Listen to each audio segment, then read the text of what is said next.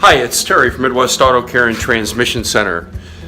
Today we've got a 2011 Chevy Equinox in the shop, and I want to show you guys what it takes to replace a heater core in this vehicle. Now I'm going to go ahead and switch over the camera view here. This here is the Chevy Equinox. To replace the heater core, you have to remove the dashboard in the vehicle and all the related trim parts. This is inside the vehicle. This right back here is the heater AC housing. This whole housing needs to be removed to be able to take the heater core out and replace it. Quite a bit of disassembly to do this job. If you have any questions about a repair or service on your vehicle, please feel free to reach out to our team at Midwest Auto Care. Have a great day. Thanks.